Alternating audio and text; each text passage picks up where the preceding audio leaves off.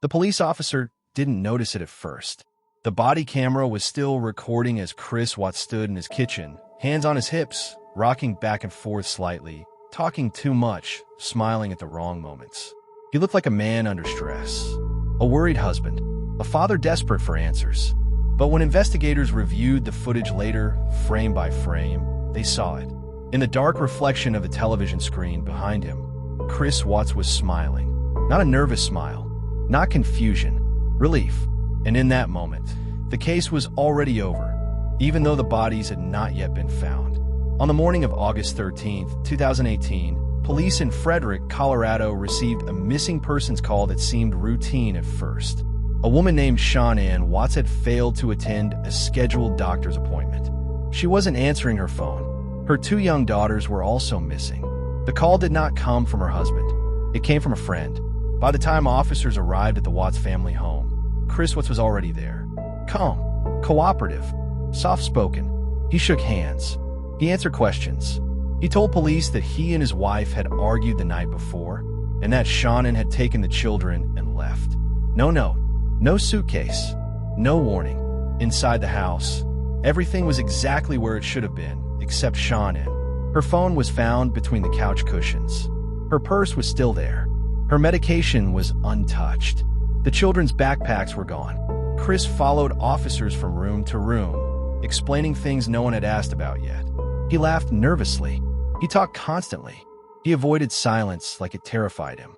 And yet, when police asked the simplest questions, ones a panicked husband would answer immediately.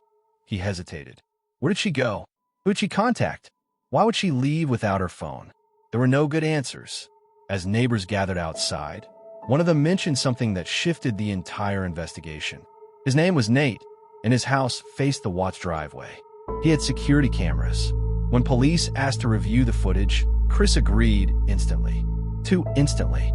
Inside Nate's living room, the video began to play. The timestamp showed early morning hours. Chris's truck was backed into the driveway, something neighbors said he never did. For nearly an hour, he moved back and forth between the house and the truck. But there was something missing. No footage of Shannon leaving. No children walking out. No car driving away. Chris stood in front of the screen, blocking parts of the view, rocking on his feet, arms crossed tightly. He pointed at the screen repeatedly, explaining what everyone could already see, except the thing he desperately wanted them not to notice. His family never left that house alive. By that afternoon, Chris Watts went on local television. Standing alone in the driveway, he pleaded directly into the camera. I just want them back, he said. If they're safe, just come home. But his words were wrong. He didn't say their names. He didn't describe what they were wearing.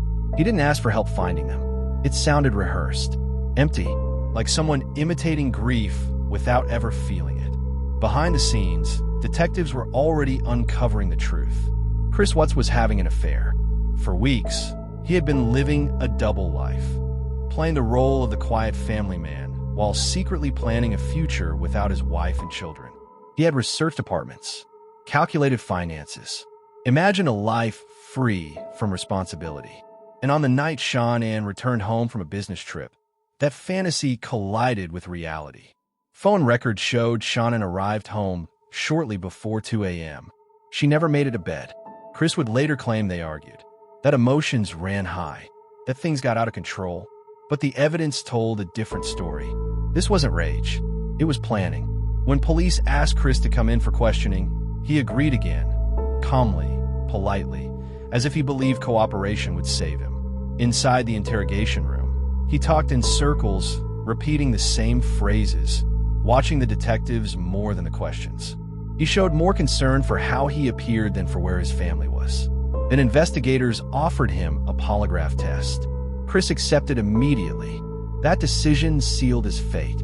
As the examiner explained the process, Chris nodded, breathing shallowly. When asked simple yes or no questions, his body betrayed him. His heart rate spiked. His breathing changed. His voice softened to a whisper. When the test ended, the examiner looked at him and said quietly, "Chris, the results indicate deception." Chris didn't argue. He didn't demand a retest. He didn't act surprised. Instead, he said something chilling. "I didn't hurt my kids." No one had accused him of that yet. Hours later, sitting alone with his father, Chris finally broke, but not in the way people expect. He didn't collapse. He didn't scream. He didn't beg for forgiveness. He confessed just enough to test the room. He claimed Shannon had hurt the children. He claimed he reacted. He claimed he panicked. Investigators listened, knowing the story was a lie. The details didn't match. The timeline failed. The injuries didn't support his version. So they kept pushing. And eventually, the truth came out. Chris Watts had strangled his pregnant wife in their bedroom. Then, one by one, he smothered his daughters, his own children, before loading their bodies into his truck. He drove to his work site at an oil field. There, he buried Shannon in a shallow grave and placed his daughters into separate oil tanks. When police arrived at the site, hardened investigators struggled to maintain composure. The discovery was beyond comprehension. The smell of crude oil, the silence, the realization of what a father had done to erase his own family. Chris Watts was arrested without resistance. In court, he pleaded guilty. No trial, no defense, no chance to explain it away. He was sentenced to life in prison without parole. Today, he will never walk free again. The house where it all began has since been sold. New families live nearby. Children play on the same streets.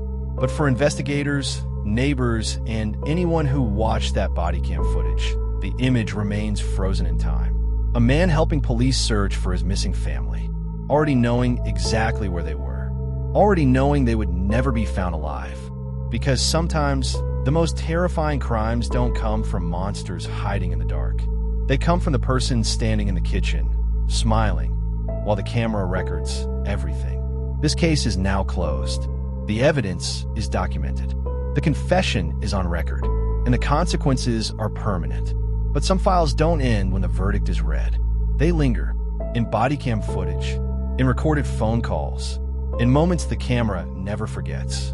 This was one of those cases, and this is Whisper Files.